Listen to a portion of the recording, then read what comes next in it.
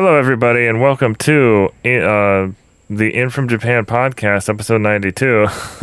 I said that kind of weird. Did you forget the name? No, I was thinking about a different thing because of background noise.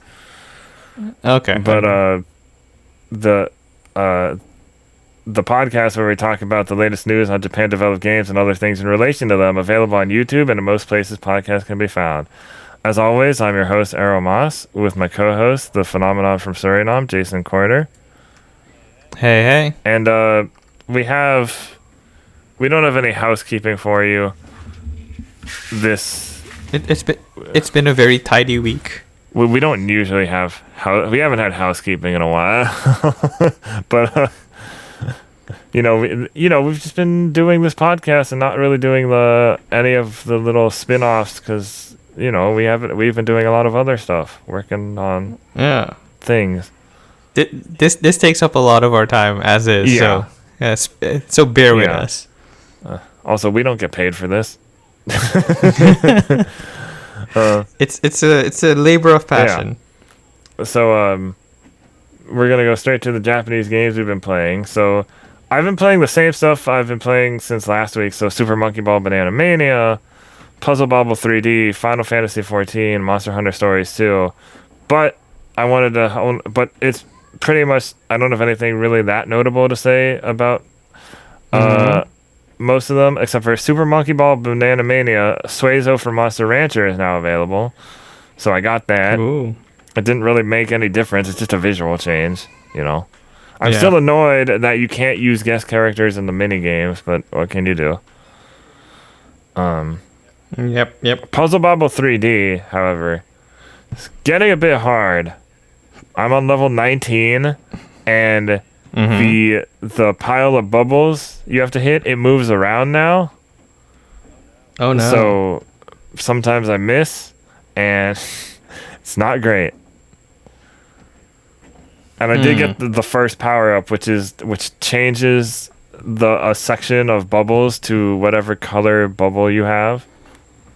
That helps a little bit, but you need 20 coins to use it each time, and you only get about 4 or so coins each time you complete a level. So it hasn't been easy. I've been wondering if it's maybe it's easier in VR just because you can see just because you can see it better maybe. But I'm still enjoying it. It's just a little more frustrating. No, especially because if you accidentally let's say you miss, so when you miss, it's not like the bubble disappears. The bubble goes down, and then as if there was a magnet, it gets pulled back up, but it gets placed wherever it becomes a part of the puzzle you have to solve, as it were. Yeah, sometimes you get lucky and you still get it next to the same colors, but most of the time that does not happen. I mean, why make it easy for you? Again, I still enjoy it. It's just a little trickier than I expected at this point, especially because it takes so long to unlock these other power-ups because they cost 100 each. Yeah. No, I get it. Unlock. So, not bad, but not having the best time.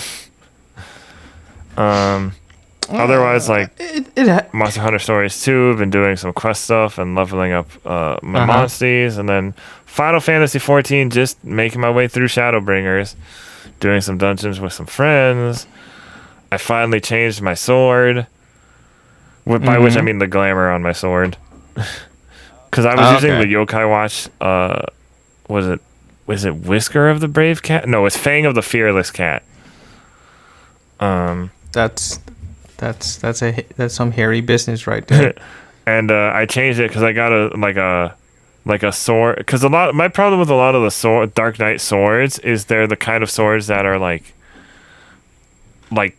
they're flat and have the rounded tops. I call them paddles, jokingly. But no, I was doing a dungeon with some friends, and I got I forgot what it was called, the Nabith Greatsword or something. and it looks like an actual like sword, and I'm like, okay, I'll keep it as this for now, or keep my glamour as that, and it goes well with the armor I'm glamored as, which is the Odin armor.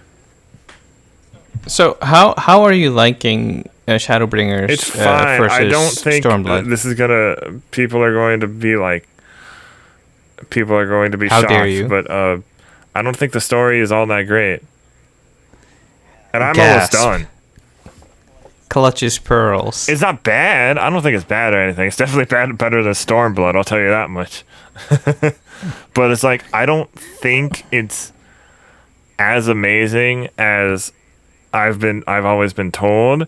But also, I never really thought the story of Final Fantasy XIV was all that amazing in general. Not even Heaven's I really Sword? like Dragon Song, actually. But Okay. yeah, Heaven's Sword I think was cool. But yeah, Shadowbringers, maybe it's just a hype thing. Like maybe it just feels overhyped to me.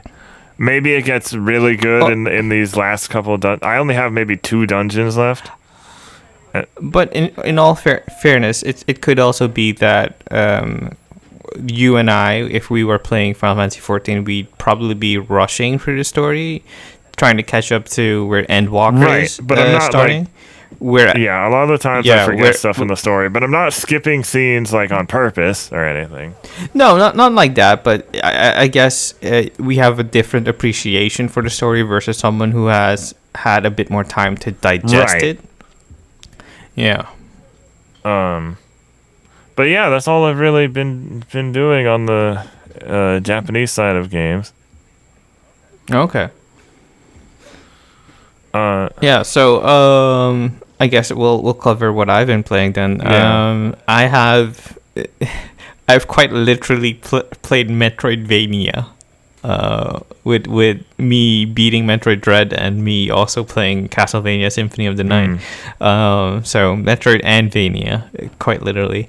Dread, I have finished. You can play them simultaneously. Are they on the same system? Because you could just play them simultaneously, and then you really will be. No. I'm not that dedicated. No, Dread is on the Switch, and I have Symphony of the Night on my not my PS4, on the Office PS4. So I was playing it there. Right. So I finished Dread, I think, was it Sunday or Monday? I can't remember. Because after you're done with the game, you're so relieved, and then it's like a distant memory, and then you're like, wait, did I really do that? Because it was all in all 14 hours, I think, of playtime, which is probably on the higher end of most playthroughs. What I'm seeing is that people can shave it off all the way down to like 4 hours, which is ridiculous to me. I'll probably never get that good, but I mean, I can try. The last boss is ridiculous and tough, and you have to be so perfect with your jumps and your dashes and your attacks that there is really no room for error. I don't think, well, once you get the patterns down, even then it's still difficult. Right. Because some of the bosses have more than one phase, or I think the main bosses have more than one phase, and the last boss has 3 phases, and then you're like, okay, wow, I'm sweating here. My fingers hurt. Throw me a bone. Give me like an extra invincible.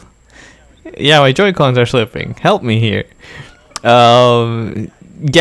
It's the level of difficulty does not go well with the complexity of the controls, and this is something most people who have played Dread have attested to recently.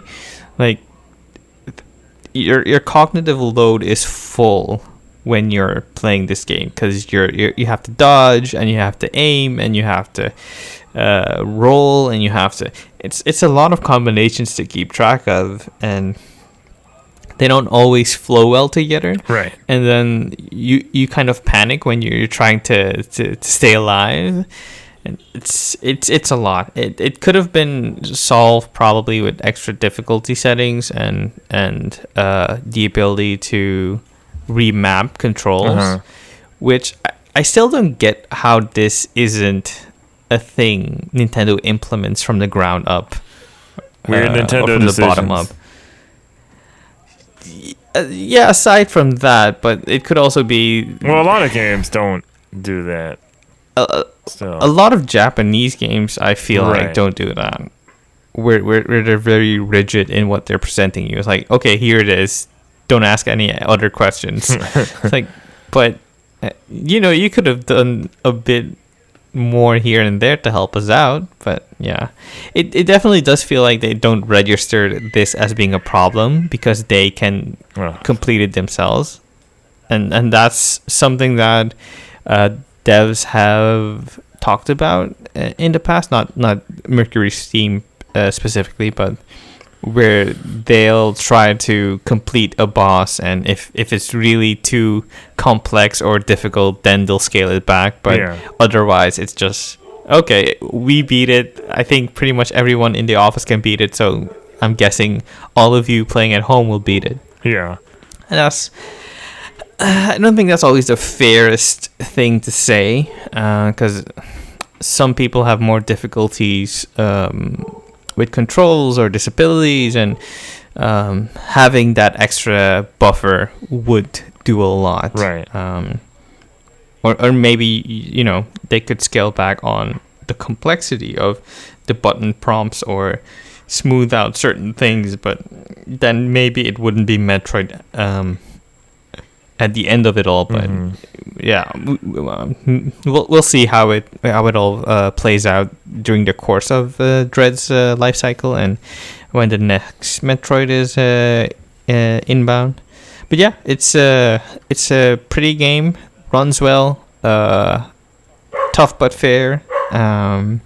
Some very frustrating moments. Is it your game of the year so far, you think? It's probably still my game of the year. And it's also probably my most frustrating game of the year because I have been tempted to throw my Switch across the room a couple of times. So I'm happy my bed was right next to me. Do you think anything's or gonna a pillow was right knock next to it me. down? I still have to play Scarlet Nexus, and I'm gonna tell you right now, Scarlet Nexus is not gonna knock you down. Probably not, but I still have to play that, and I also want to play the intermission DLC for Final Fantasy VII Remake. And there are probably a few JRPGs and Japanese games I haven't played Shin yet. Megami Tensei 5. I don't know how you feel about that, but there's also that. So yeah, there's still a few months left for me to make my decision. We'll see how it goes. And besides that, I've played Castlevania Symphony of the Night. Nothing really special there. It's so Castlevania. You got it a while ago, right? Castlevania? Yeah. Yeah. Okay, because I was deciding, because I tried it a long time ago and really liked it back when I had a PSP, and I wasn't like, people said like they didn't like how it was presented in the collection. So I saw it on sale for pretty cheap not too long ago in the Xbox, the Microsoft store, because they have the Xbox 360 port. So I just decided to get that one instead. Especially because I don't really care for about playing the other one in the collection. The presentation never bothered me as much, because when I play Metroid or Castlevania, I'm not really thinking about story or presentation or cutscenes or what have you. It's mostly pure gameplay for me, and as long as that's intact, I'll be a happy camper. But I regret to inform you listeners that I might be dropping Castlevania Symphony of the Night, only because it's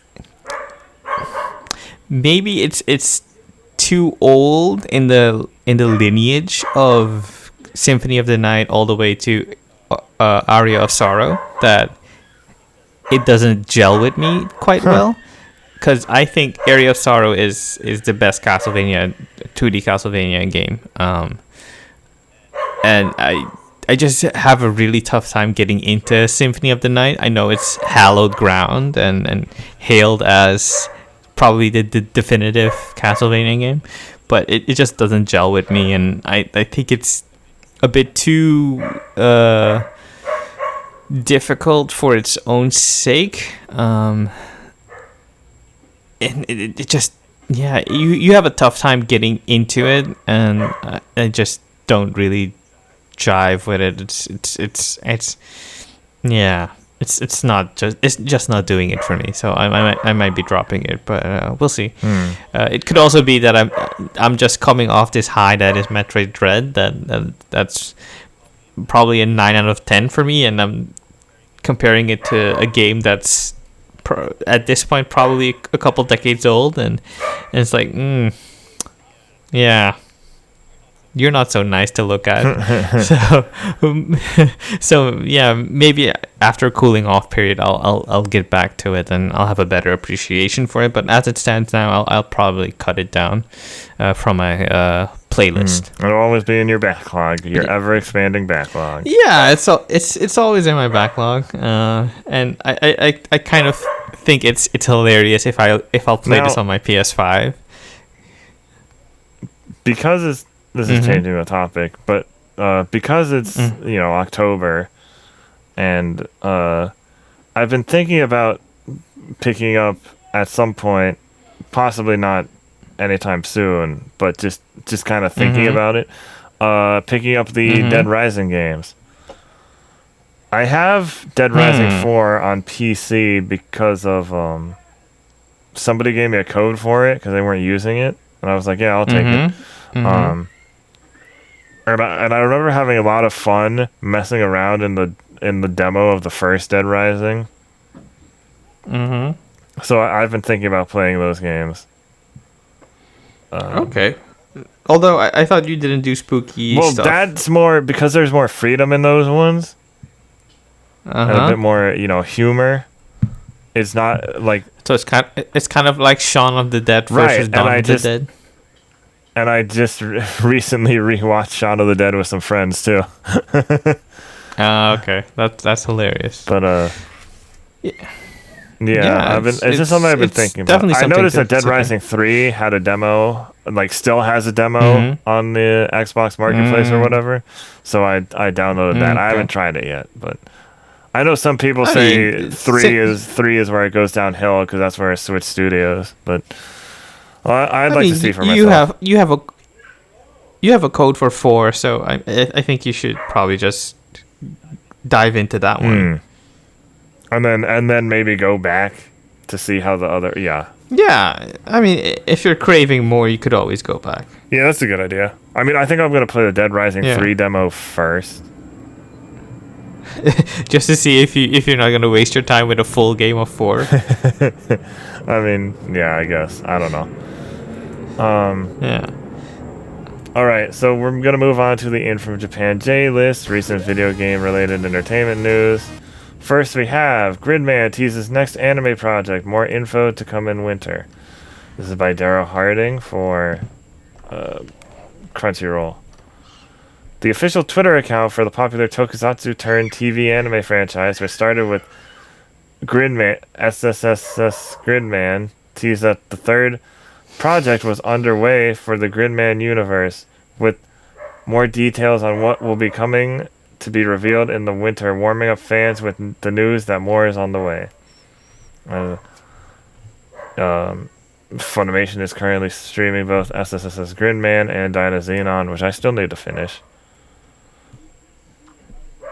I need to start, so... Yes. You're farther ahead than I am. Yeah, I'm only a couple episodes into Dyna Xenon. Okay. And then next up, JoJo's Bizarre Adventure manga spinoff coming in December. This is from Siliconera by Carly Garcia. A new spin-off manga for JoJo's Bizarre Adventure has been officially announced. It will focus on the character Josuke Higashikata. The announcement was made in the newest issue of Ultra Jump magazine. and the first chapter of the new series will appear in the magazine's January 2022 issue on December 18th, 2021. The new spin-off will take place in the city of Morio, featured heavily in part 4 of the manga series titled Diamond is Unbreakable. That's my favorite. The arc was also the inspiration for the 3rd season of the JoJo's Bizarre Adventure anime series. You mean 4th? Diamond is Unbreakable. No, that's the 3rd. It's part 4. Let me look at the story. Will be it's part 4, but the people say 3rd season because a lot of people put part 1 and 2 together as the 1st season. Well, I mean, if you put Hamon, the Ripple Power saga together, right. it definitely feels like one season, and season 1 it feels short, so you could smush it together. Part 1 is super short, yeah. I mean, I consider this part 3. It's part 4, but I guess by some is considered season 3. We're splitting hairs. The story will be written by Kohei Kadono, known best for his Boogie Pop series of novels and subsequent manga and anime adaptations. Tasuka Kurasuma, the creator of the No Guns Life series, will provide the art for the manga. So I'm excited about that. And then next up we have Tales of the Unusual. Wait, what happened to? Oh, I guess that's no. I was wondering where a news story was. I put it in a different section. Okay. Next up, Tales of the Unusual TV drama gets spooky haunted Dragon Quest II story. This is again from Crunchyroll by Paul Chapman.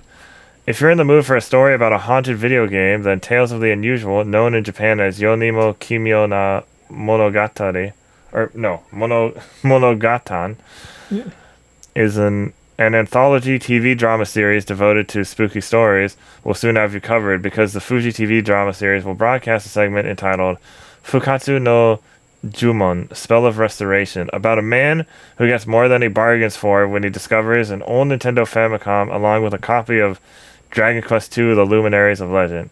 There's a summary about the stuff, but I don't want to spoil it.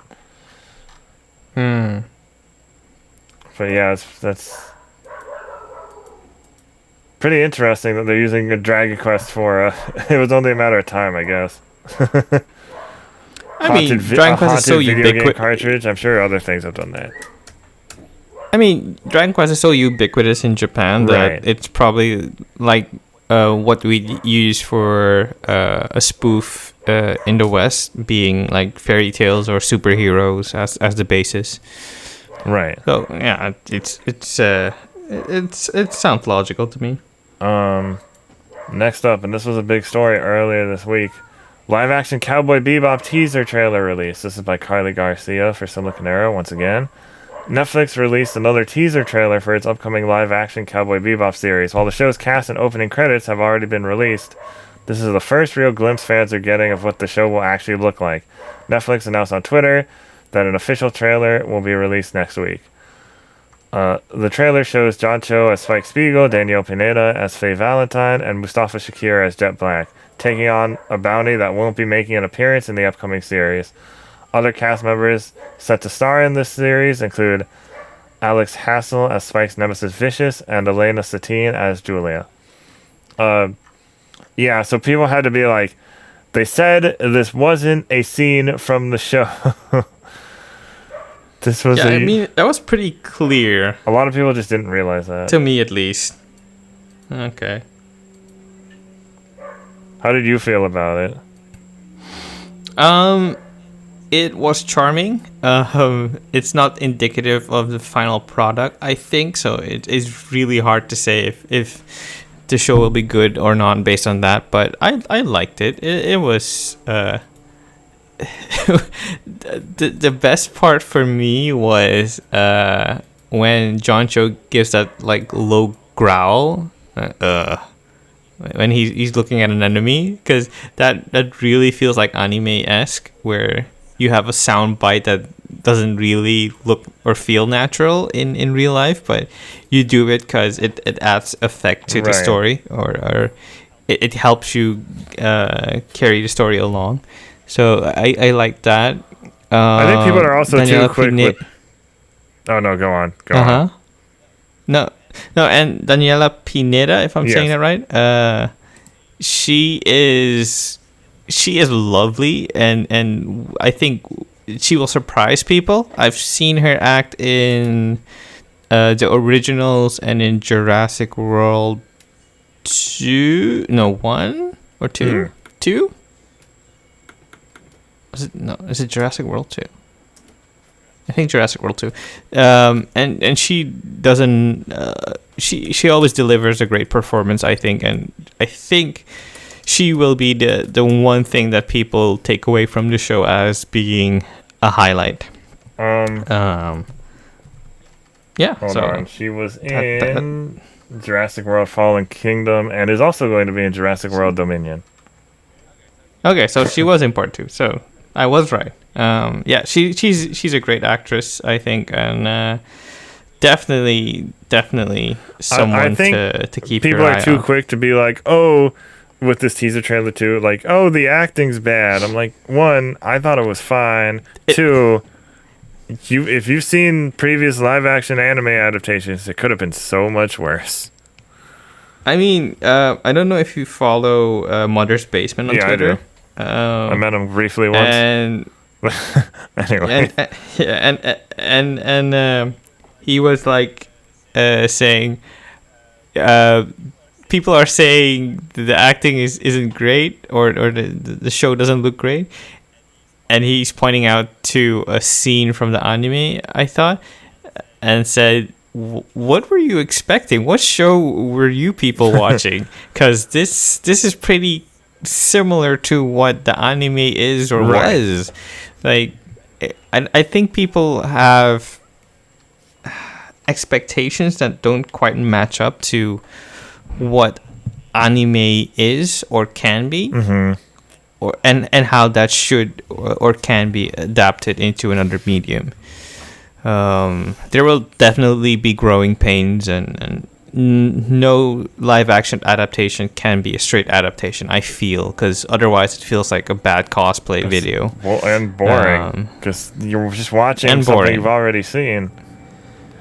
Yeah, like the original material's right there. Why redo that all over again, but just make a live action? Let's just hope that Lionsgate Naruto movie never gets off the ground.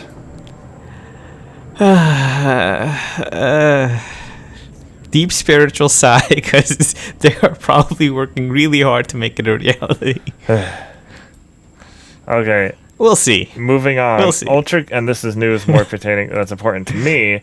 Ultra Q Ultraman director Toshihiro Iijima or Leijima? I think that's 2 I's. Iijima passes away. Yeah, Iijima. This is by Alex Mateo for Anime News Network. TBS announced on Monday that director, producer, and screenwriter Toshihiro Iijima passed away due to aspiration pneumonia on October 17th at 8:59 p.m. Japan Standard Time at a hospital in Yokohama. He was 89. He was the writer and director in the 1966 Ultra Q series, including the first aired episode, and the original 1966 Ultraman series, including the first produced episode. He worked on Ultra 7, Return of Ultraman, and other entries in the franchise. He often wrote under a pen name. He was also a producer and director for the Kinyobi no Sumatachi e franchise, which premiered in 1983. He reached the retirement age for TBS in 1992, but continued working after. He kept writing and directing the Ultraman franchise as recently as the 2001 film Ultraman Cosmos: The First Contact, and the 2005-2006 series Ultraman Max.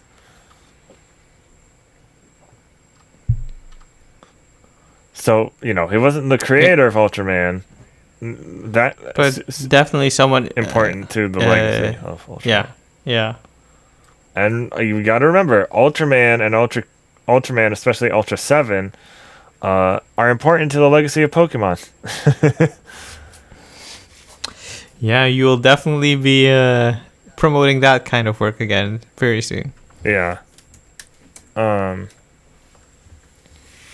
Next up, we have recommended content. So, content other than news from the past week listed out. Links in the description and on the pastman. We have, in Pokemon 8, Ash becomes a Jedi and fist fights Lucario by Eric Switzer for the gamer. In Pokemon Ranger, Ash finally gets real superpowers and becomes Aquaman by Eric Switzer for the gamer. I had to put both because one was from last week and I either didn't see it or it came out after we recorded. But he's been doing... Eric has been doing a... basically Pokemon movies in review. And like one a week. It's been pretty interesting to see his thoughts on all of them. And it just reminds me of... Because I've seen a good number of them. Because they used to air a couple of them on Cartoon Network often. So... So it's just been funny to see somebody actually take this and make good content out of it. I did. There was a video I saw. I forgot who it was by. I might have put it in recommended content a while back, but it was like deciding whether each Pokemon movie is canon or not. And according to that video, which I think it had pretty good solid evidence, according to that video, most of them are. Before the reboot trilogy with Pokemon I Choose You. Well, which is a separate timeline, essentially. It's light enough in storytelling that you can view it as its own thing versus specific canon material. Right. And then we have the best anime to watch this Halloween by Monti Velez for Gayming Mag. Video games are leading the return of the Y2K aesthetic by D'Angelo Epps for Fanbyte. And review The Caligula Effect 2 is another average JRPG by Jenni Lada for Siliconera. No, that's going to be your game of the year, clearly. No. If someone pays me to do it, I'll review it or play it, but yeah, I'm not. I don't want to touch it with a 10-foot pole. Talk to my people. I don't want to touch it with a 10-foot pole. I mean, you have some. It might make for good content. You have some pull within the gamer now, so let your people talk to my people. No, don't say that. I have to cut that out. That doesn't. That sounds weird. It's a joke, people. It's a joke. But no, I could. Our Caligula Effect 2 spoiler cast. No. Don't make me suffer through that. I'll play it too. So we'll both be miserable. Great. Yeah, maybe someday. Next up is the news rundown, and I will let the bearer of bad news and Shinigami himself take it away with the bad-ish news. Bankai. We actually should have led with the Caligula Effect as bad-ish news. That didn't exist and it came out. No, I'm not gonna dump on someone else's creative work. You just I'm said not gonna we should have added it to it shouldn't. No, that's just me saying I don't like the game. I'm not gonna say it shouldn't exist. You haven't played the second one. Based off of my experiences with the first one and how it broke me, I'm pretty sure I won't like the second one. Right. Who knows? I mean, I can always hope. You never know. Some sequels get a lot better than the first. Okay. Let me just get through this first. Then I'll consider something else. Former Namco pixel artist Hiroshi Mr. Dotman Ono has died. This is by Andrew Kia for Siliconera. Former Namco dot artist Hiroshi Ono, also known by the nickname of Mr. Dotman, has died. The designer worked on classic arcade games from Namco, including Pac-Man and Galaga. Ono died on October 16, 2021, after a long battle with autoimmune hepatitis. He was 64 years old. Shout out to Famitsu. Ono initially joined Namco back in 1979 as a graphic designer. During his employment at the company, Ono helped design the logos and dot art of some of the most known arcade titles of the 80s. These include games such as Galaxian, Pac-Man, Xevious, Dig Dug, and Rally X, among many others. He was known for his unique approach to designing rotating pixel sprites, in which he would use a rotating stand to trace a sprite at different angles. You can click on the article for a bit more, and our condolences to his family, friends, and colleagues. Next up, we have Elden Ring, release date delayed to February of 2022. This is by Jenni Lada for Siliconera. Elden Ring has a new release date. Initially, the From Software game had a January 21st, 2022 release date. That has been pushed back, but Namco revealed the new delayed Elden Ring launch date is February 25th, 2022. You can click on the article for added context for that and a tweet from the Elden Ring Twitter account highlighting this shift in release dates. It's a few more weeks or a month. Yeah, it's a small delay, not a huge delay. I mean, fine. It's the only fine. problem is it's in a month with a bunch of other games. Yeah, so everyone else in February was like, "Oh crap." Luckily for me, like the only ones I plan on getting that month are Horizon and Elden Ring. Sifu's in the maybe pile, but we'll have to see how that turns out. I was really interested in the Saints Row game, so yeah, bummer. Now I have to make decisions. I mean, Elden Ring is a Japanese developed game, so I think that gets the clear edge. Next up, we have Chris Ayers, Dragon Ball's voice of Frieza, passes away. This is by Nick Valdez for comicbook.com.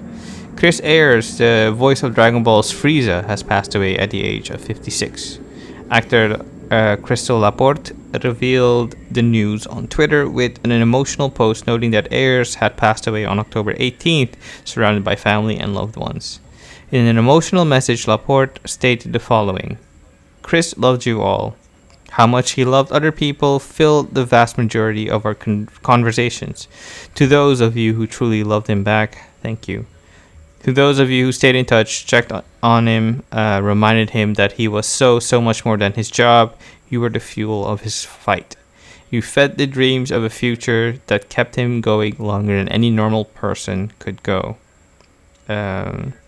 Ayers had long been notably struggling from COPD and had revealed to fans earlier this year that he was readying for another series of daunting surgeries, and had stated to fans that he had made it out of surgery successfully. Fans had unfortunately been fully aware of the fight Ayers had to constantly face, and if you wanted to read Laporte's full statement on Ayers' passing, you can find it below as shared through the actor's official Twitter account. So click on that if you want to read more. And yeah, it's tough. This was pretty like I saw this article was pretty early, and like the next day, you know, a lot of fellow voice actors were all talking about how great he was.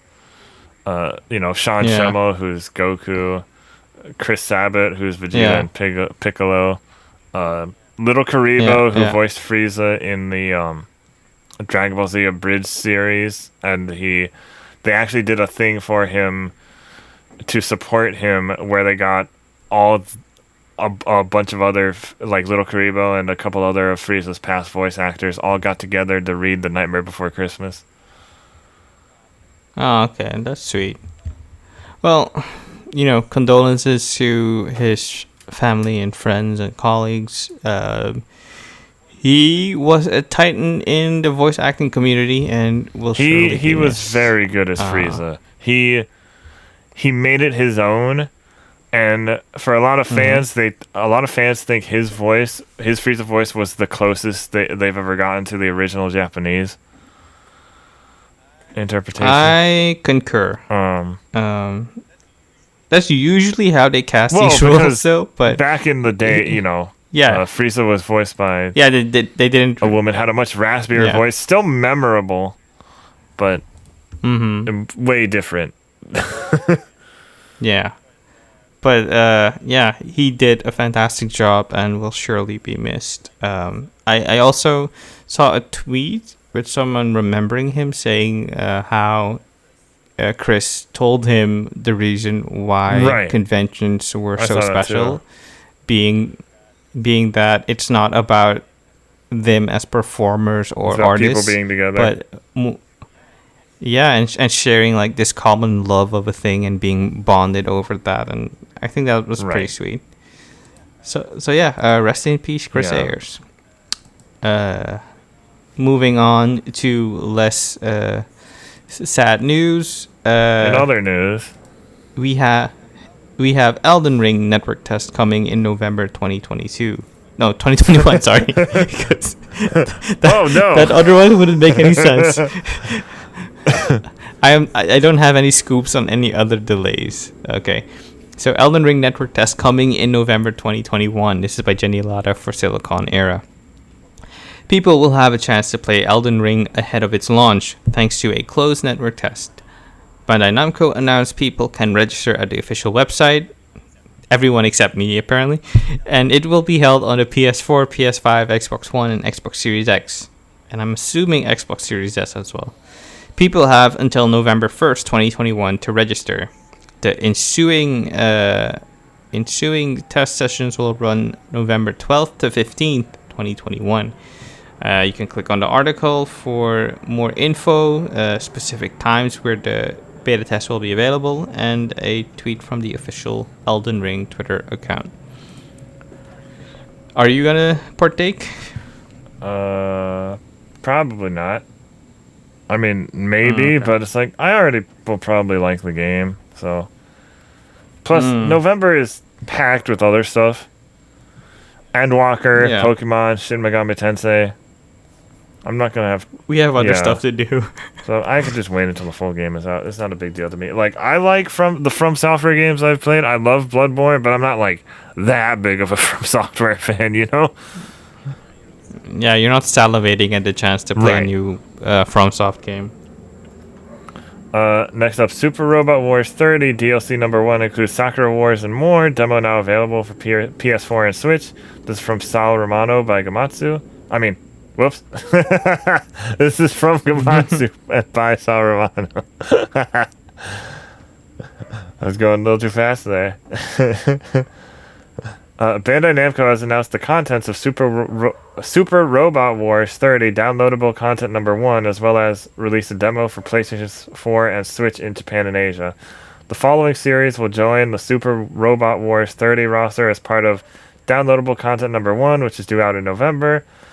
Mobile Suit Gundam Char's Counterattack, Beltor Chica's Children, Sakura Wars series, Super Electromagnetic Machine Voltes V, and Super Robot Wars OG series. Downloadable content number 1 marks the first time Sakura Wars will appear in a Super Robot Wars game for console. Takaharu Terada, the director of the Sakura Wars series at intellectual property owner Sega, had the following comment to share. It's been 19 years since I had a conversation with Super Robot Wars series producer Mr. Takanobu, because we share a similar name. Since then, I've always envisioned and dreamed of having Sakura Wars and Super Robot Wars, and I'm thrilled that my dream has finally come through with Super Robot Wars 30. The robots that have appeared in Sakura Wars, such as Kobu and Star, are small robots, but they possess the same level of combat power, fervor, and somewhat bizarre attacks as Mazinger and Gundam Master Gundam. I hope you'll be able to use them as part of your team when you play. There's more stuff on that. I'm happy. I like Sakura Wars. So what's happening is them being included is the Super very Robot cool. Wars 30 Season Pass will include the following content. Downloadable content number 1, 9 additional playable units, including 2 from Super Robot Wars OG, 13 additional area missions. Downloadable content number 2, 9 additional playable units again, including 2 from Super Robot Wars OG and 13 additional area missions once again. Early access downloadable content number 1 and number 2. This unlocks downloadable content number 1 and number 2 2 days before they are available for sale. Season Pass Special Mission number 1 rewards 150,000 credits, 1,500 PP, 7,500 MXP and the SP region and dash skill programs. Season Pass Special Mission Number 2 rewards Assault Adapter, Sniper Kit S, SP Getter, High Performance Radar, and Mega Booster Power Parts. Finally, the Super Robot Wars 30 demo is available now for PlayStation 4, Japan, Hong Kong, etc., and Switch in Japan and Asia. Players can choose between the Space and Earth routes and play up to Chapter 4 with a special demo bonus and Chapter 4 completion bonus also available. Save data from the demo can be transferred to the full game when it launches. And I believe the Asia demo is possibly the Japanese demo too. Has an English language option. So if you want to port that for... Yeah, if you want to port the console version and then transfer your save data, you can. But also, it's coming to PC via Steam worldwide on October 28th. So maybe I already pre-ordered it because I wanted to support the localization and everything and the release here. Okay. It has Captain Harlock and Gridman. How could I not? So you had no choice. Your hands were tied. They said they'll save Dynasty. They allegedly, something I read, they said they'll save Dynazenon for the next one, which is fine. I think the mechs from Eureka 7 were featured in an earlier incarnation of the game. Well, not this game. I mean, earlier entry in the series. So, as soon as they add that to the game, it's an instant buy for me. Next up, Bandai Namco Studios establishes indie games label Gyar Studio. This is by Sal Romano for Gamatsu. Bandai Namco Studios has announced the establishment of Gyars. That's Gyar. Yeah, it's like a dinosaur. Gyar. So you know I'm not making up a sound or sounding weird. Okay. An independent games label within the studio to cultivate young staff into top creators by allowing them to freely. You know, we got. And there's one called there's a studio called Spiders, just Spiders, and another one called Broccoli. Yeah, Spiders is a French game, if I'm not mistaken. And Broccoli is a Japanese one. Okay, moving on. Its first title is the previously announced Survival Quiz City, published by Phoenix. I can't say this name with a straight face. Gyar Studios. It's not that studio funny. Plans to release. I don't know what. It is to me because it's a made up sound. The noise. I mean, do you see the little mascot thing? It makes sense. It definitely does. Gyar Studio plans to release one independent game title per year. Each title will be developed by a team of creators designed as heroes, quote unquote, from among the studio's young staff. The label name Gyar Studio comes from the character. Settle down. It comes from the character Gyar from the studio's first game, Survival Quiz City. Gyar was used for the label name and logo in order to preserve the initial resolution and enthusiasm during the development of Survival Quiz City going forward into future titles. You can click on the article for relevant links and info. And this is great. It's adorable. Gyar will probably be my hashtag of the year. And yeah, I think it's great that Bandai Namco is investing in its mobile division. And hopefully we will see the fruits of their labor soon. Next up, several new Resident Evil announcements to appear through October. This is by Kazuma Hashimoto, Resident Evil fan and expert for Siliconera. Capcom will share several Resident Evil related announcements through the month of October. To celebrate the series' 25th anniversary, Capcom has opened a special website. The website itself reveals that a total of 7 Resident Evil related announcements will be shared through the month. Additionally, the website is currently exclusive to the Japanese Resident Evil Portal website.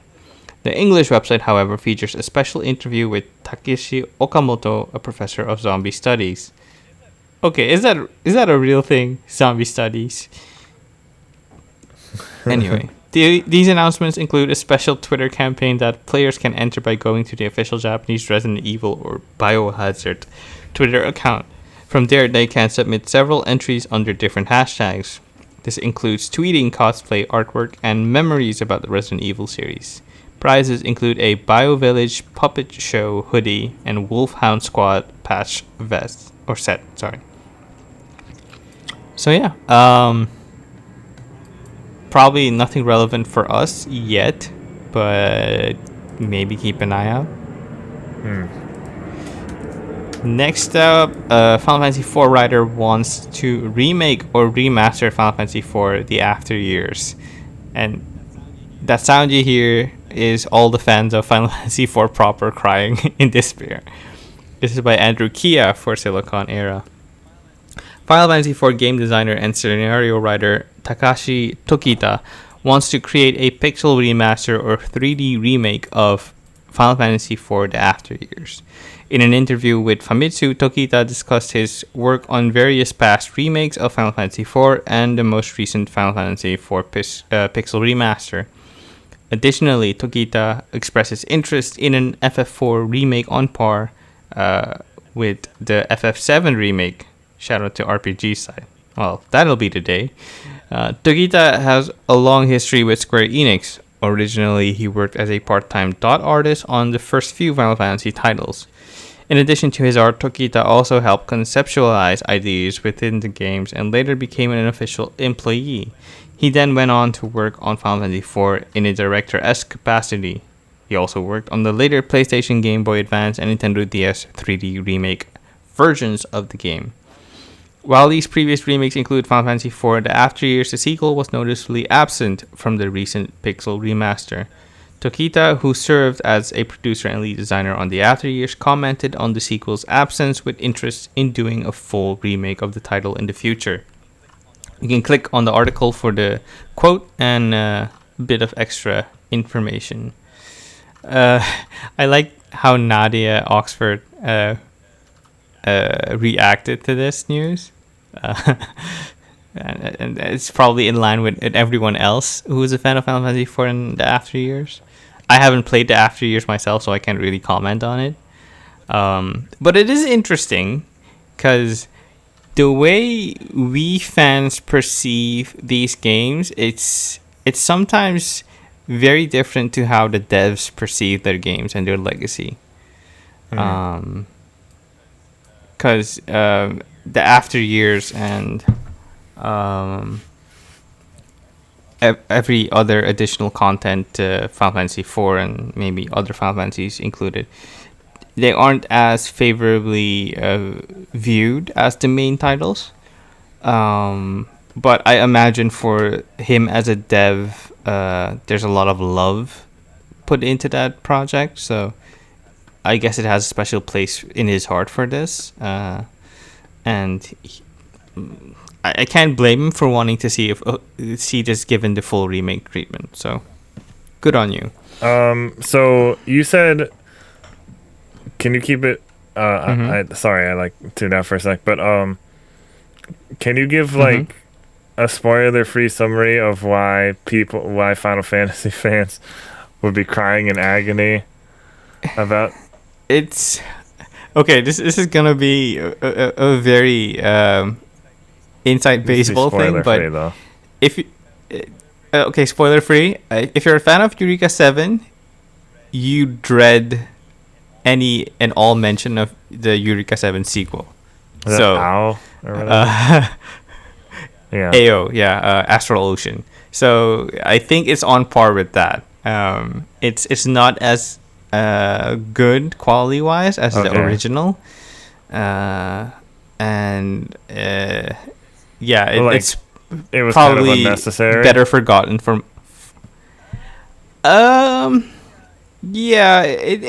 For a lot of people, these kind of sequels are more fan service than proper sequels, and at the end of the day, I think it depends on what happens. If it's a remaster, yeah, sure, whatever. If it's a remake, depending on what they what they remake about it, it might be fine.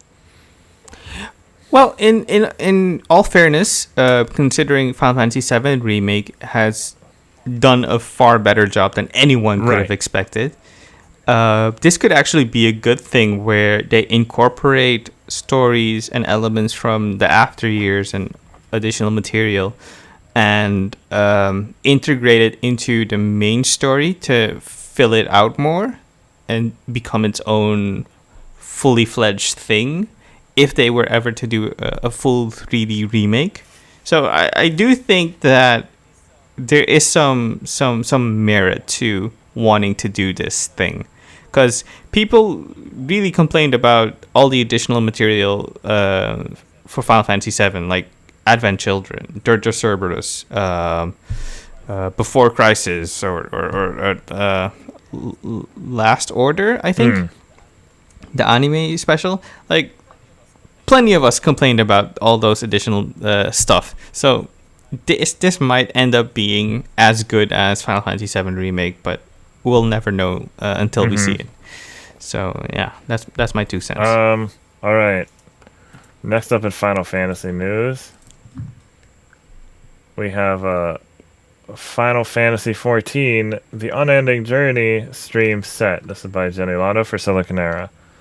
Square Enix announced its next Final Fantasy XIV, The Unending Journey streams. These are intended as a means. It says, Siliconera, do you need to hire me to proofread these? Are intended as a means for the community to catch up ahead of the Endwalker expansion and see gameplay. People can watch on Twitch or show up in-game. To ensure as many people as possible are covered, 3 are planned. The first Final Fantasy XIV, The Unending Journey stream will be in French on October 21st, 2021. People can head to the Porta Pretoria settlement in the locks on the Ragnarok world to take part at 10 a.m. Pacific Time, 1 p.m. Eastern, 6 p.m. BST, 7 p.m. CET.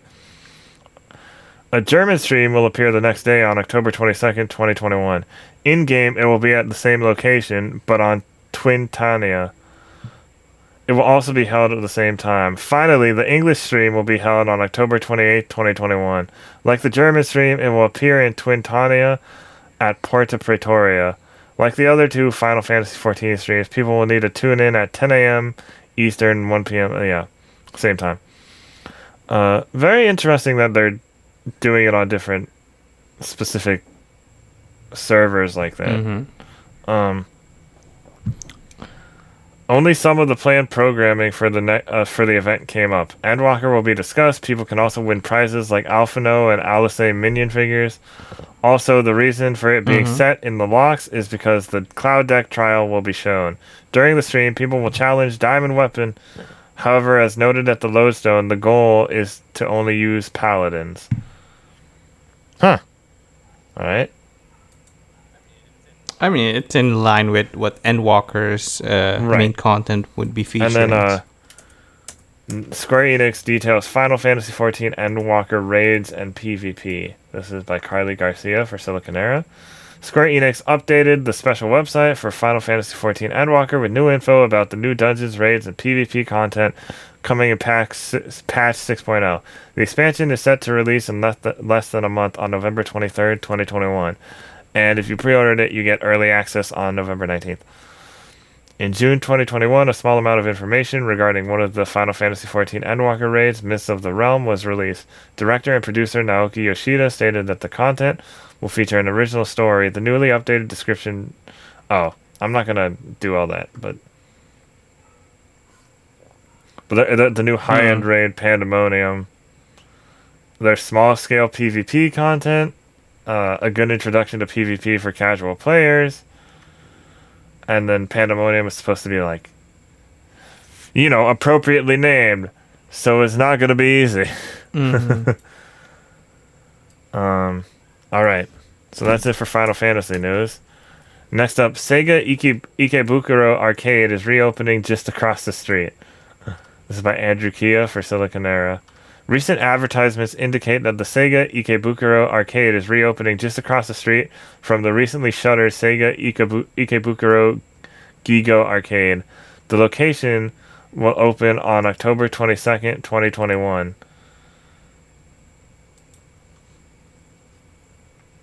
It will feature crane games, arcade cabinets, and an Ichiban Kuji storefront and cafe. New posters have appeared on a building right across from the arcade's previous location.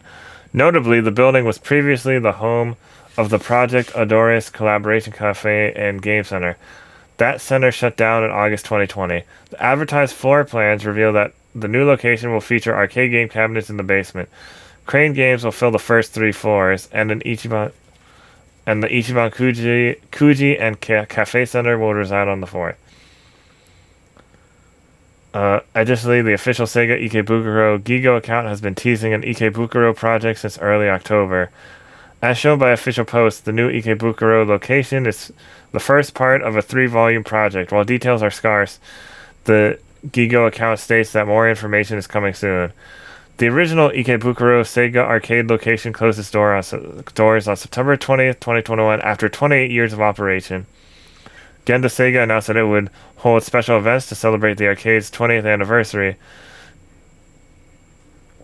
So yeah, good that arcade's coming back. Yeah, I thought it was hilarious that they just appeared. I think we're getting confused because I think the other one, there was an Akihabara one, wasn't there? And that was like a big one. Akihabara one, because well, I mean, as the headline suggests, it's the arcade is reopening just across the street. So so it's not the same one. That was a different one, I think. But I think this is hilarious, where they just like, it was like, oh yeah, we're closing this one down. You thought I was gone, but it is I. Dio, I have returned. Next up, we have Steam NFT ban removes games. Epic will welcome them. That's what it was. That's what I was thinking. This is by Andrew Kia for Siliconera. Valve updated its rules and guidelines for games listed on Steam, effectively banning any games utilizing NFTs and blockchain technology from its platform. Some companies have already been notified that Valve is removing their games. Shout out to NME or Enemy. Valve listed the change on its official onboarding document for partners and Steamworks users. In the rules and guidelines section of the document, Valve explicitly forbids applications built on blockchain technology that issue or allow exchange or cryptocurrencies or NFTs. Valve has yet to issue an official statement on the matter. Click on the article for full breakdown and more info. Also, Tim Sweeney of Epic Games tweeted out, Epic Games Store will welcome games that make use of blockchain tech provided they follow the relevant laws, disclose their terms, and are age-rated by an appropriate group. Though Epic's not using crypto in our games, we welcome innovation in the areas of technology and finance. So yeah, I'm of two minds of this. NFTs can be ill thought out in most cases, and they also have the possibility of being something very innovative and possibly something that we can all benefit from in the long run. I don't feel that way. From all the things I've read about them, nah. I mean, all technology has had its ups and downs, especially at the start of it. So, if more iteration comes to this and it becomes something worthwhile, then by all means, I don't see a problem with it. Just get a JPEG. Okay, just get a JPEG. I mean, we do have like prize JPEGs, like a Patreon stretch goal where someone gives you a picture as a reward, or like art, or like art you commission, or I guess. Exactly. Or when you play a game on Steam and you get a Steam, like a Steam card? trading card. Yeah, but those aren't NFTs. But it's also different. Yeah, it's not NFT. It's not built on blockchain, so it's different in fundament. So yeah, it's not a non-fungible token. I mean, whatever. Well, I hope they can sort it out and maybe come to a better understanding of what it can do and can be. Next up, we have Babylon's Fall closed beta feedback causes major changes. This is by Andrew Kia for Siliconera. Square Enix outlined a new list of 10 major changes made to Babylon's Fall, thanks to player feedback from the previous 2 closed beta tests. In addition to describing in detail the new graphics and combat systems, the developers have also added several new quality of life updates to the next closed beta. These include the ability to view other players' loadouts, as well as revisiting some of the game's harder to understand terminology. The company revealed the graphics and combat system changes during the Babylon's Fall Phase 3 closed beta test announcement earlier this month. The game's oil painting style design reportedly made it difficult for players to see their surroundings. Some users also reported that the game's movement felt slow at times. To this, developer Platinum Games tweaked the game to allow fast-paced combat. It also added unique actions for each weapon. You can click on the article for a full breakdown on these changes. And the visuals were definitely a sore spot when we saw the trailer during E3, if I'm not mistaken. Yeah, right. You can see our reaction to that with our buddy Foggy and our buddies Foggy and PandaFin over on our YouTube channel. Yeah, because at the start of the video, or while we were progressing through it, we weren't sure if they had like old footage in the trailer, because it was so blurry and not good. And it wasn't until later that we realized that was the intent with their painterly styled visuals. But yeah, if intent doesn't match up with eventual experience, then there's something wrong and you have to adjust to that. So I'm happy that they did the work. Next up, in addition to Babylon's Fall recent news, we have Babylon's Fall closed beta test phase 3 special preliminary broadcast set for October 23rd. This is Basal Romano for Gamatsu. Publisher Square Enix and developer Platinum Games will host a Babylon's Fall closed beta test phase 3 special preliminary broadcast on October 23rd at 6 a.m. Pacific Time, 9 a.m. Is it what? Is that correct? Should it be like 6 a.m. Pacific Time to 9 a.m. Pacific Time? I think. Anyway, the company announced, and you will be able to watch it on YouTube. So, yeah, there is that. Next up, we have PlayStation 5 was best-selling console in US last month, ending Nintendo Switch's 33-month streak. Just let that sink in. 33 months of being the top-selling console. Granted, we are in a pandemic, and these consoles aren't readily available. So, yeah. This is by Wesley LeBlanc, our boy, for Game Informer. I'm so happy Wesley LeBlanc is writing for Game Informer. So happy. The PS5 was the best-selling hardware platform in the US this September, both in terms of units sold and dollars made, ending the Nintendo Switch's 33-month streak at the number 1 spot. NPD Group Executive Director Matt Piscatella released the September 2021 US numbers of video game sales, which is where news of the PS5's top spot was revealed. Piscatella says the PS5 is the best-selling console of 2021 year-to-date in dollars, although the Switch still leads the year in actual units sold. The PS5 costs more than the Switch, so it doesn't need to sell as many units as the Switch to rake in the most money. This is why the Switch has sold more units but made less money compared to the PS5. Before today, November 2018 was the last month that a console other than the Switch, the PS4 in this case, was the best-selling hardware platform. September video game hardware dollar sales increased 49% when compared to September 2022 to 412 million, US dollars. Piscatella said in a tweet today, year-to-date hardware spending has also gained 49% when compared to the same period a year ago, totaling 3.4 billion US dollars. And also quickly, the top 10 video games sold across all platforms in the US, as told by Piscatella. Madden NFL 2022 at number 1, FIFA 22 at number 2, NBA 2K22 at number 3, Tales of Arise. Yeah, I saw that. Number 4. I'm very happy that it's that high. Despite the fact that, that's surprising. I didn't think it was, I don't know what did I say? Do you remember what I say I'd give it? Did I give it a number? As in score or how much it would sell?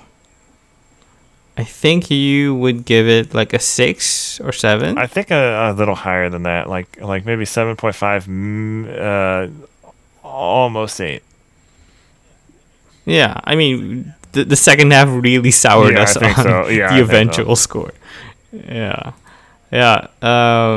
And number 5, we have Diablo 2 Resurrected. Number 6, Deathloop. Number 7, Call of Duty Black Ops Cold War. Number 8, Ghost of Tsushima. I'm glad this podcast number is 9, about Japanese games. number 9, Marvel's Spider-Man Miles Morales. And number 10, Life is Strange True Colors. Yeah. Good on Tales of Arise. Next up, we have Microsoft announces new 2 terabyte and 512 gigabyte Seagate storage expansion cards for the Xbox Series X and S. So, okay, this is by Wesley in Pull for Eurogamer. Why I laugh is because I just recently deleted 2 games off of my Xbox Series S. And I was waiting for this news, and it never came. So, I'm a bit salty. And it finally came. Okay. Well, you still have the save data for those games. You can still... Yeah, that's true. And honestly, I'm never going to touch those games again. So cloud saving who is am I so even great. kidding? I actually rebought World of Final Fantasy recently because it was on sale, and I was like, I got to get this now. Nice. I'm going to keep forgetting, and I still have my save data for it, and I have the Maxima stuff. So I'm like, okay, now I have it permanently until they decide they don't want any kind of backwards compatibility anymore. So yeah, I mean, I'll probably get it somewhere down the line on either Switch or Xbox. You haven't played it yet? But we'll see. I've played the demo, but not the full game. Next up, continuing the story, Microsoft has announced a new 2 terabyte 512 gigabyte Seagate storage expansion cards for the Xbox Series X and S. Seagate already has a £200 sterling 1 terabyte storage expansion card, which translates to about $220, and the 512 gigabyte and 2 terabyte cards will be available soon in all Xbox markets. Pamela Wang from the Design for Xbox team said in a post on Xbox Wire. The 512 gigabyte card costs $140 in the US and launches mid-November. You can pre-order it now on Walmart. And the 2 terabyte card costs $400 in the US and launches early December. We expect UK pricing soon. I think it's hilarious that for the 2 terabyte card, it's about the same price as a Xbox Series S. Xbox Series X. Yes.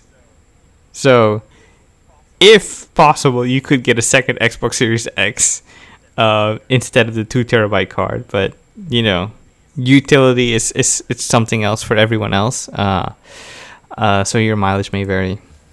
That's my bit of the news, and now back to Erroll. All right. So next up we have Dragon Quest Keshi Keshi pre-registration now open. This is by Kazuma Hashimoto for Siliconera. Square Enix announced that pre-registration for Dragon Quest Keshi Keshi is now available. Additionally, an official website and Twitter account for the mobile game have been made. Dragon Quest Keshi Keshi will release for Android and iOS devices sometime in winter 2021, with a Western release currently planned.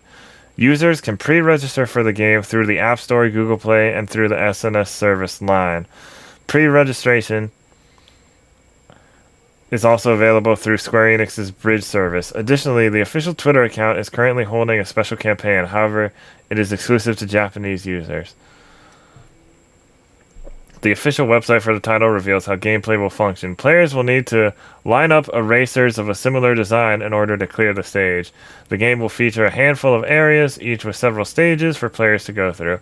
Dragon Quest Keshi Keshi will release for Android and iOS devices in winter 2021 with pre-registration immediately available. More information regarding the planned Western release will appear sometime in the future. So yeah, if you can read Japanese, you can go try that. I don't know. Yeah. Next up, Capcom ships 20 million copies of Monster Hunter World game worldwide. This is from Adriana Hazra for Anime News Network.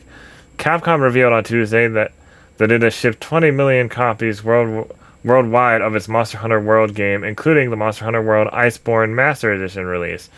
The company also announced that its Monster Hunter Rise game has sold a cumulative 7.5 million units for Nintendo Switch as of September 24th. I'd like to get an update on Monster Hunter Stories 2 sales. That was not included in any of these articles. I mean, it released a bit later, so I think they're aiming for like 6 months or closer to a year before the sales come out. Because it probably was also the one they were expecting to sell the least. But so that's like irrelevant in the grand scheme. Yeah, that's what I was going to say. That's irrelevant in the grand scheme of sales figures.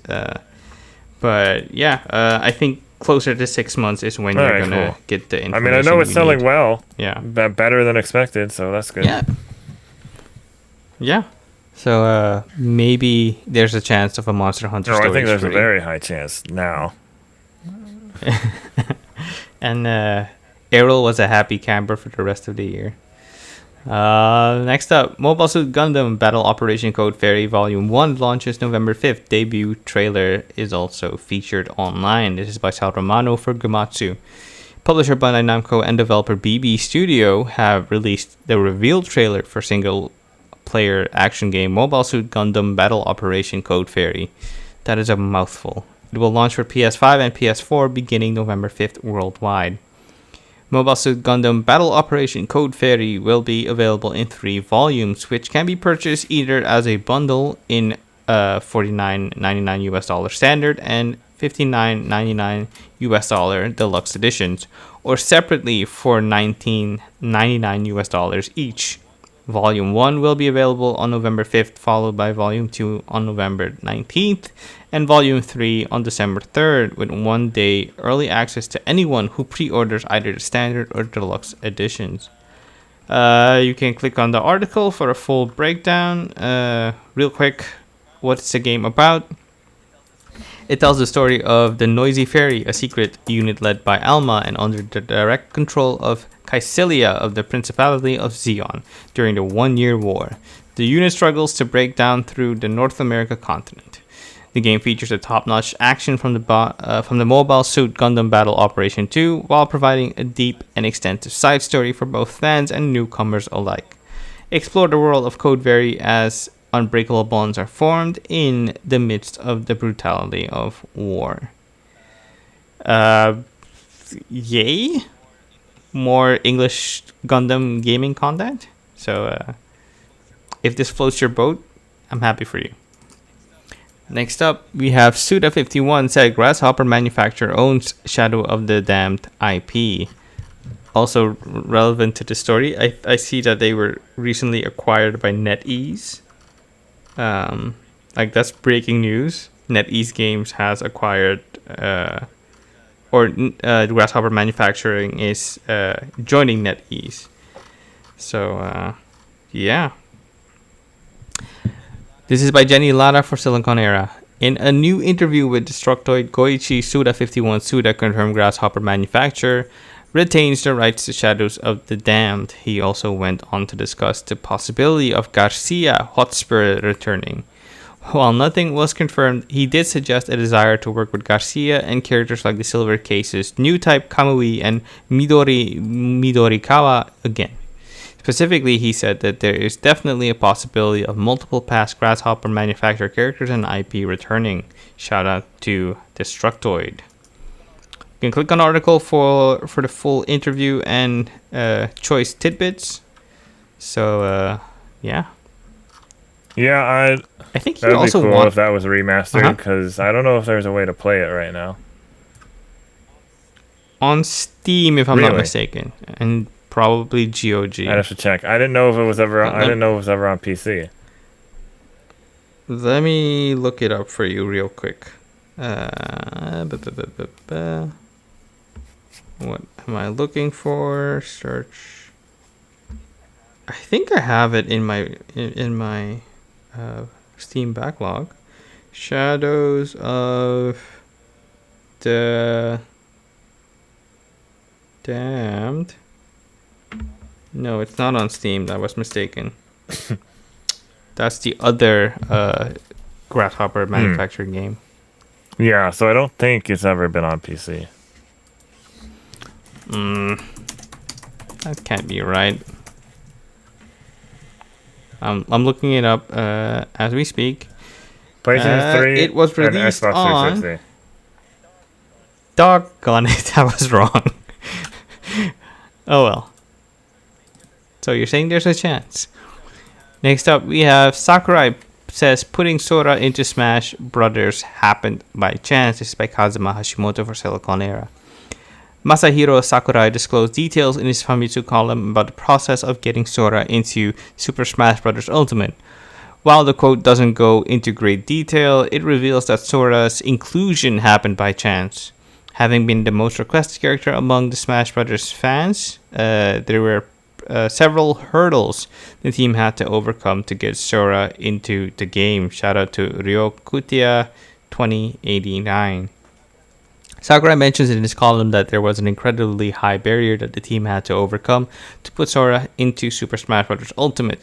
This was largely due to having to negotiate with Disney. Please keep in mind that the following translation is taken from an excerpt from the full column. Sakurai goes a bit into the detail, saying, well, for that you have to click on the article. So, click on the article. Yeah, I'm back to Erroll. All right. Danganronpa sales surpassed 5 million units worldwide. This is by Kazuma Hashimoto for Siliconera. Spike Chunsoft announced the total sales for the Danganronpa series have surpassed 5 million units worldwide. The official Twitter account revealed this information, thanking consumers for their support of the series. Additionally, Spike Chunsoft has announced plans to expand the Danganronpa series after hitting this sales milestone. This includes games and other various genres. The official website details that roughly 3 million units sold came from the PC versions of the game. Additionally, it notes that the popularity of the series among its international audience. The total number of 5 million in sales comes from all 4 games within the Danganronpa series. Downloads of the PC versions of Danganronpa Trigger Happy Havoc and Danganronpa 2 Goodbye Despair have surpassed 1 million units individually. A special 10th anniversary broadcast will be held in November 2021. There will be a total of 2 performances, each including a handful of special guests, as well as live performances of music from the series. The list of special guests includes voice actors from the series. Spike Chunsoft will also release a collection of Danganronpa games for Nintendo Switch.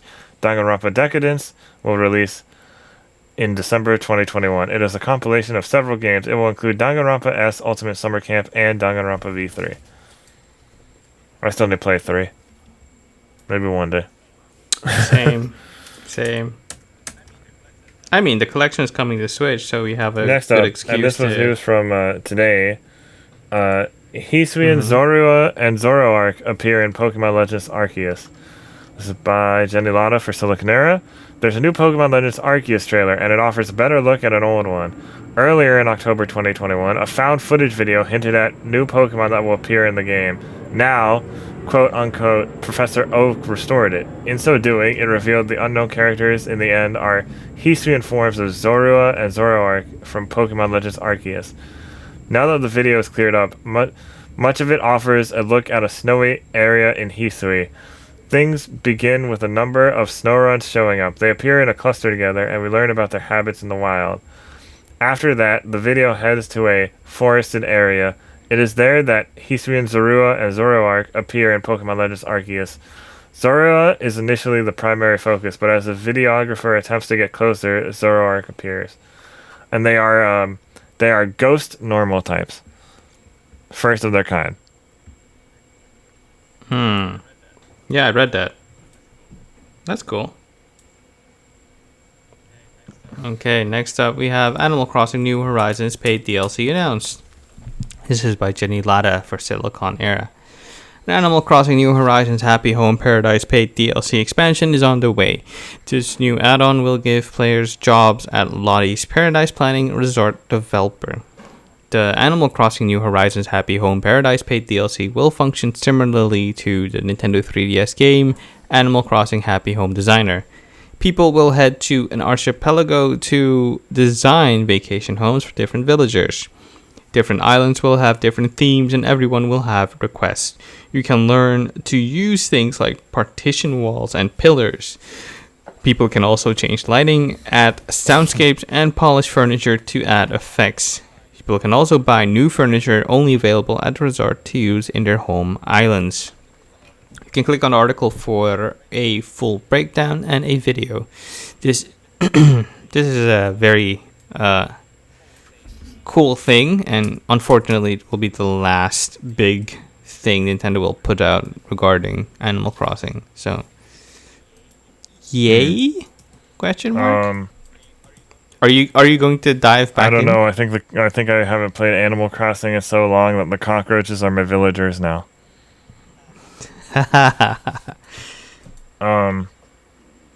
Next up, Atlas reveals Shin Megami Tensei 5 launch day DLC. This is by Stephanie Liu for Siliconera. Atlas will release 7 pieces of DLC for Shin Megami Tensei 5 at launch. You will have to buy the 7 separately. Additionally, a new difficulty setting, Safety Mode, will appear in stores as a free download. To start, there are 4 pieces of mission-based DLC for SMT5. Completing these missions will allow players to recruit exclusive demons. Return of the True Demon will allow the Nahabino to fight against the Demi-Fiend from SMT3 Nocturne. You will also get the chance to recruit 9 demons such as Trumpeter and Mother Harlot. A goddess in training will unlock Artemis, whereas the Rage of a Queen gives access to Cleopatra. Lastly, the Doctor's Last Wish offers Mephisto after clearing the story mission. Aside from mission DLCs that offer new demons and subquests, Shin Megami Tensei 5 will also have DLC that will ease the burden of grinding. Both Mitama Dance of Wealth and Mitama Dance of EXP will increase the spawn rates of rare demons. Mitama Dance of Wealth makes getting Maka easier by defeating said demons, whereas Mitama Dance of EXP lets you gain more experience after these fights. And finally, Mitama Dance of Miracles increases the spawn rates of demons that will earn the protagonist more glory. The prices for Shin Megami Tensei 5 launch day DLCs are as follow. Return of the True Demon, 980 yen. A Goddess in Training, 450 yen. The Rage of a Queen, 400 yen. The Doctor's Last Wish, 400 yen. Mitama Dance of Wealth, 350 yen. Mitama Dance of EXP, 350 yen. And Mitama Dance of Miracles, 350 yen. It will release for Nintendo Switch in Japan on November 11th, and then worldwide on November 12th. All right. And finally, in the news, we have Nintendo Switch Online expansion pack dated and priced. This is by Jenni Lada for Siliconera. In addition to all the Animal Crossing New Horizons direct news, Nintendo Switch Online announcements arrived on October 15th, 2021. The Nintendo Switch Online expansion pack will arrive on October 25th, 2021, and the price varies depending on type of membership. If you get a 1-year subscription for one person, it is $99, which is about $50. A family membership for a year costs $79.99. $, which is about $80. Orders for the Nintendo Switch N64 and Sega Genesis controllers are also open, and if I'm not mistaken, the N64 controller is already sold out. The N64 and Genesis Switch controllers cost $49.99 each. the N64 controller will support the rumble feature without a rumble pack peripheral. Thank the maker. Both require someone to log in to purchase, and they each have a rechargeable battery in it. You must have an active Nintendo Switch Online membership, and each one is expected to ship on October 25th, 2021. Also, you can only order up to 4 of each. So that was it. Forgot, are you happy with this news? I forgot to promote my article about... I did an article for The Gamer that was 8 Nintendo 64 games that haven't yet been added to Switch Online. Oh yeah, that was a fun read. Yeah. The Nintendo 64 library is very small, especially when you're trying to avoid, licensed games and all that. Yeah, it's definitely not on par with anything else that came afterwards. Exclusives are an even smaller list, and Yeah. So, how are you feeling about this news? Well, I can agree with people that the price is a little steep. Mm-hmm. So, what do you think would be a fair price? I don't know what would be a fair price, but I think the $50 would be better if either there was another console with it, like we know the Game Boy stuff is coming, or there are rumors that Game Boy stuff is coming. It would have been nice to have that confirmed, because that would have given extra incentive. Because as of right now, the list is pretty small for the games coming to it. Sure. I need to find the list. I mean, if we only view it as the N64 selection, then sure. But there's also the Sega Genesis games, and I think we also forget that putting games online on the server costs money. So because we're getting Super Mario 64, Mario Kart 64, Star Fox 64, Yoshi's Story, Sin and Punishment, Legend of Zelda: Ocarina of Time, Win Back, Mario Tennis, and Dr. Mario 64, and that's all at launch. But the ones coming are Majora's Mask, F-Zero X, Mario Golf, Pokemon Snap, Kirby 64, Paper Mario, and Banjo-Kazooie. Banjo-Kazooie is pretty notable there because, it's a Rare game, and they're owned by Microsoft. So, but Banjo is also in Smash. So, yeah, but but Microsoft and Nintendo have been playing nice recently, so... Right. I don't think this for the people who want to go back to those games, that's great. But I just don't think there's quite enough incentive about that. I'm hoping I put this on the list, but I'm hoping that their good relationship with Rare can get Diddy Kong Racing on there. I am confident it will. But also and this is a way less likely, and I put this one on my list too, because Nintendo has a decent relationship with Atlas, right? Snowboard Kids. I don't know if you've heard of that one, but I've heard of that one, and it's also on your list article, so go give that a read. I'd say it's also possible, but it probably will be tough because licensing isn't always as easy, especially if it's an older property. It's never seen a re-release, so it might be nice. No, it has never. But Atlas would probably be like, okay, give us money, and Nintendo's like, okay, sure, but not that much. F-Zero X is there. I was looking at Wii Virtual Console and Wii U Virtual Console stuff, and there's some stuff missing. But they were never that big of a selection to begin with. Whenever they do the N64 Virtual Console stuff. But as many people like to point out, licensing deals over the years can get very tricky and very expensive. Emily Rogers, I think, said, and that the price might be due to Genesis stuff. Yeah, Nintendo had to really negotiate with Sega to allow them to have that. And it's really cool they're adding online play to the things with multiplayer, though. That is true. And my opinion is development costs money. making them available on newer systems costs money. Getting them to run on quote-unquote emulators costs money, servers cost money, everything costs money.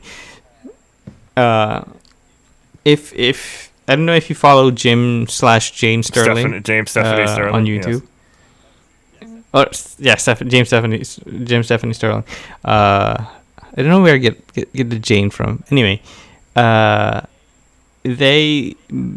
they had a video on the recent expansion of the Nintendo Switch online service, and made some points regarding the value of the service and it not being of value for a lot of people because they've already released these games on the N64 and Wii U and whatnot. So why be so expensive? Why cost money at all?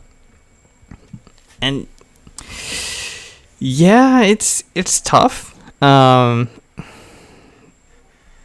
It's about the same conversation we had last week when Metroid Dread was also being emulated. Like, where do you draw the line between wanting to have access to something and wanting to support someone financially for delivering a product or creating something?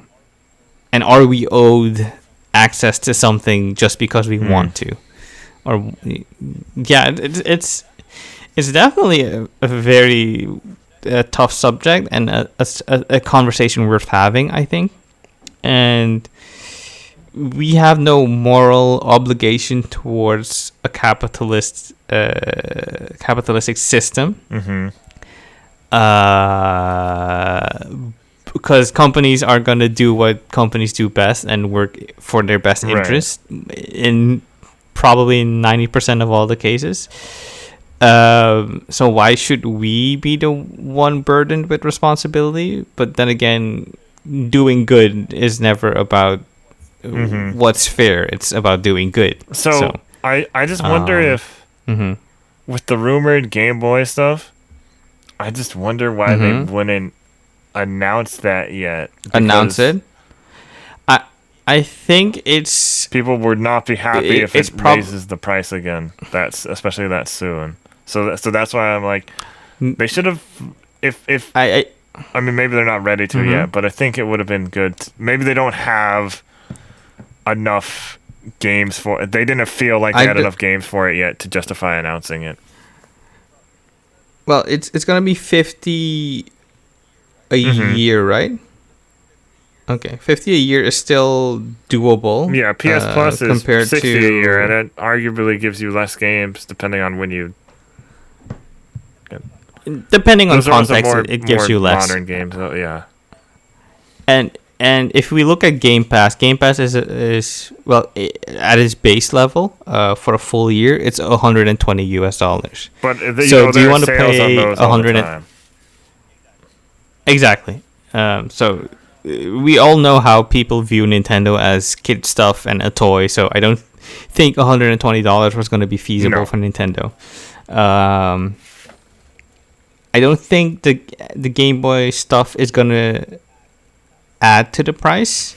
I don't think so either. I think they haven't announced it yet because they want to play the long game, and they have a long road until they get to the next Switch console, like a successor, Switch 2, Switch Pro, whatever you want to call it. They just released the OLED. So they just released the OLED, so they want to ride out that wave. And if your competition is the PS5 and Xbox Series consoles and Game Pass and PCs and Steam Deck, you gotta have something to compete against that. And nostalgia is a powerful tool. So it's probably just strategy, and not them lacking the content to put on the service. So just wait and see. We just got this announcement. Just wait and see. On the bright side, the people who I know who got OLEDs because they play handheld primarily, they're loving it. Yeah, that was the surprising thing, because a lot of people were like, it's not worth it. Why would you buy it? Just buy a PS5 or a Series console, or invest in a PC. and it's pretty gratifying to see that it's still worthwhile if expensive as an upgrade. For me, there's no reason to get it because I play primarily docked, so I'm not going to see any difference.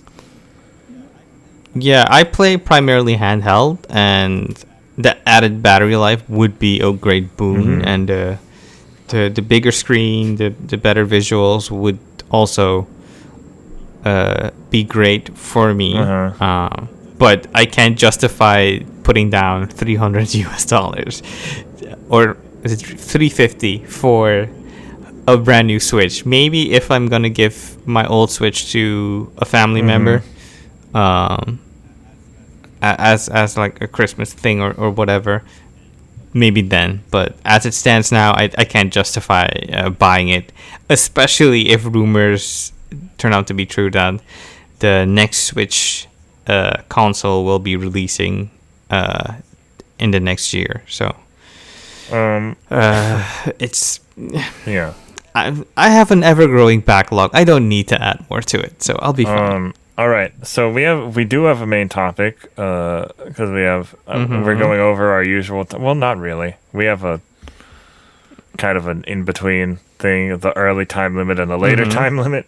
But my main topic, I was thinking about this a lot because, I hear people on various other video game podcasts say, like, Nintendo's having a kind of weak year. Like, I feel like I've heard people say it on KFGD. Probably not other places. I don't know. But I feel like I've seen people say it on Twitter, too. Like, other gaming industry people. And I said, is it, though? Because... you got, you have, the Nintendo Online thing, the Animal Crossing DLC, and then I was putting a list, I was compiling a list of all the Nintendo Switch console exclusive stuff from this year, and it's Mario 3D World plus Bowser's Fury, Bravely Default 2, Monster Hunter Rise, New Pokemon Snap, Famicom Detective Club, Miitopia, World's End Club, Mario Golf, Monster Hunter Stories 2, Skyward Sword HD, No More Heroes 3, WarioWare, Get It Together, Metroid Dread, Mario Party Superstars, Shin Megami Tensei 5, Pokemon Brilliant Diamond and Shining Pearl, and Advanced Wars 1+2 Reboot Camp. That doesn't seem like a weak year to me, but a few of those titles are kind of niche, So I think that's the linchpin of the whole conversation. It's niche versus mass I suppose appeal. If you're not into any of those, it's kind of because let's say you're only into the big Nintendo franchises. That means you're only getting Mario, New Pokemon Snap, Mario Golf, Skyward Sword, maybe WarioWare, maybe Metroid WarioWare, maybe Metroid, maybe Mario Party. So yeah, it's or like depending on what you're into. So I think it's one of those years where it's a lot of all over the place stuff. But again, I just want people to be more open minded. Try. I think, as I said, it's also a bit of niche versus mass appeal. And then again, two of them are re-releases. Two of them?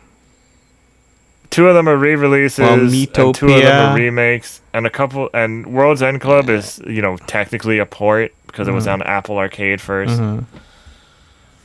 Yeah. So, we have a current gen of consoles that is PS5 and Xbox Series. And they are big, they are shiny, and the games they have are big and shiny. Yeah, but they don't have that many games either. And I guess we excuse that because they just... Sure, but in terms of mindshare and public appeal, a Miles Morales will have more appeal than, say, Miitopia or WarioWare.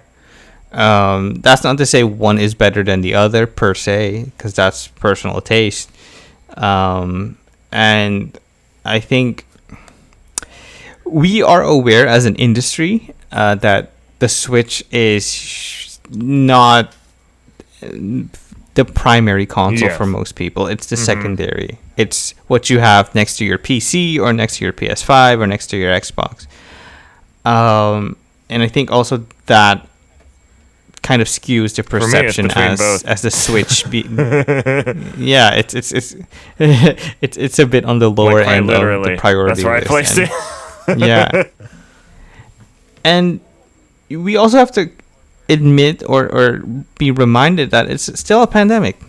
Developers are having a tough time. And Nintendo, remember, there's always the thing at the beginning of every direct. It says, please be aware of an ongoing pandemic, and development can be affected by certain conditions and factors. And that's definitely a thing. And who knows if some of these were meant to be on the calendar last year, and then they all had to be pushed, and then they had to be pushed back a bit. Oh, definitely. I'm guessing the first quarter of this year was probably meant for Mario 3D World. And, that would make a lot of sense since that's around the time the Mario Collection came out. And I think last year was it where Jason Schreier or Jeff Grubb were saying that the games meant for 2021 are still mostly on track for 2021. It's the games meant for 2022 and later that will probably suffer the most. Or was it 2020 and then 2021? Anyway, I think it was 2020 and 2021. Yeah. Still, 2022 games still, yeah. So there were more delays, definitely, and plans have shifted.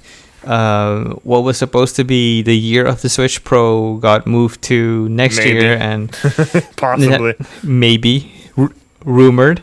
There's that, and it's just that the target demographic is not the same across the consoles and platforms. What you're going to get on a Nintendo platform is not going to be the same as what you're going to get on a PS5 or an Xbox or PC.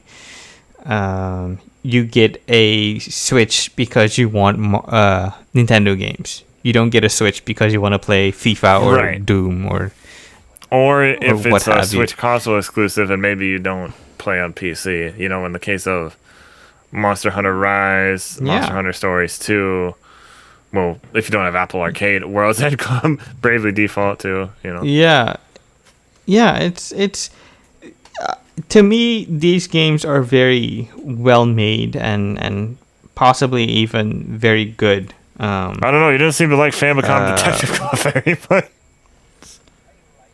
I liked it, but there are so many things that could have been better. Because, it, like I said, it's like put a banana in the electric socket to unlock this puzzle. It's like, but why? Why though?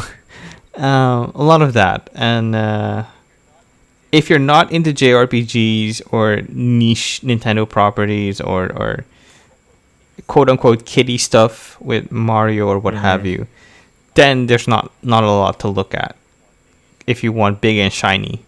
If you want a Miles Morales, you're not going to find it here. If you want Returnal, you're not going to find it here. Although Metroid Dread is arguably something close to what Returnal is aiming towards. So I think we just have to be a bit more forgiving this year. It's still a pandemic, and game development is hard even without that, and a game not being meant for you does not equal it being a weak year. I think people are kind of getting spoiled with all these. Yeah, I keep saying it every now and then, but I think the AAA action adventure third person games Sony puts out has kind of ruined our perception of what a good game can and should be. Yeah. Because we keep wanting it to be The Last of Us 2 or Uncharted 4 level of quality, and I played Famicom Detective Club. It was a visual novel. I'm not getting those visuals in that game. Like, we have to be honest and realistic with what we're expecting from companies. And yeah, that's what I want to say. Like, I'm happy with what Nintendo has been putting out. You might not be, but your mileage may vary, and we all have our likes and dislikes, and we all have our own biases and things we have to contend with. And for me, it's not a weak year. And then in comparison, the beginning of 2022 is looking stacked. Well, not for Switch so much, just in general. Well, yeah, Pokemon Legends Arceus, but yeah, and even though Switch has been having quote unquote a weak year since last year, if you want to view it like that, Animal Crossing New Horizons cleaned everyone's lunch. It cleaned everyone's lunch? You mean ate everyone's lunch? Or ate everyone's lunch. It cleaned everyone's clocks. That's what I was going to say. It ate everybody's clocks, oh no.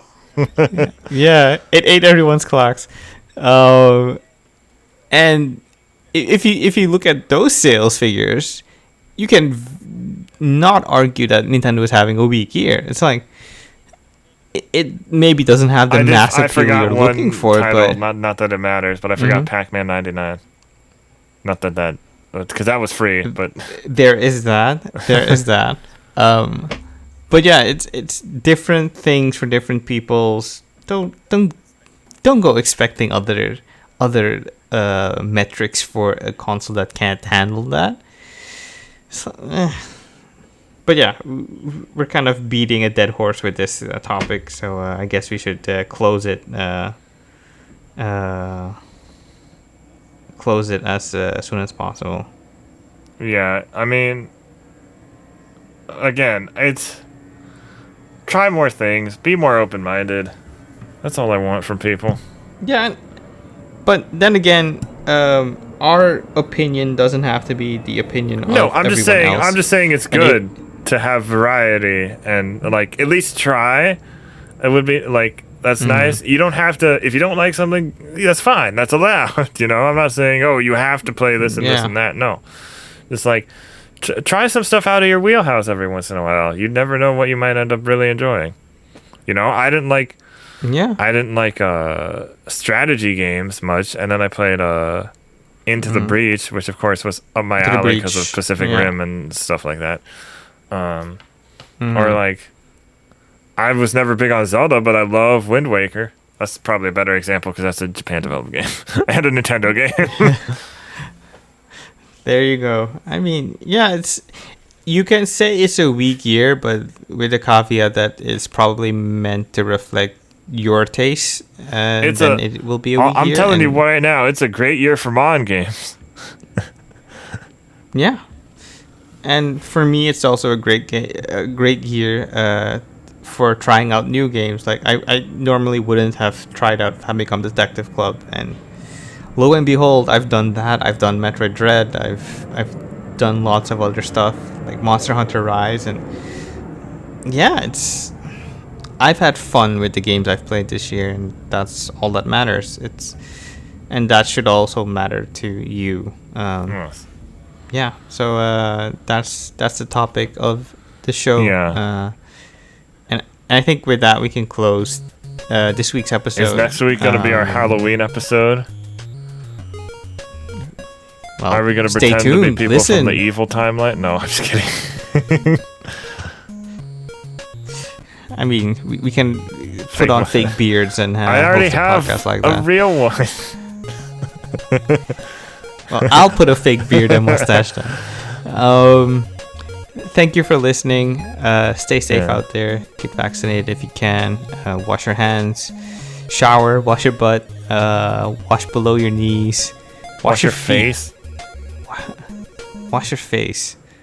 Go play video games. Eat your vegetables and fruit. Get some sunlight if you can. Yeah, a lot of people have, especially nowadays, they don't get enough vitamin D. So yeah, seasonal depression is a thing. But if you do go on the sun, also depending on how your skin is, remember to put sunscreen on. Definitely, cover up. Watch anime. Of course, it's getting play colder, video so yeah. Remember to take care of yourself, cover up. no matter what temperature it is. That's basically what I'm getting at. Be kind to one another and be kind to yourself. And we'll see you next week. Matinee. Goodbye.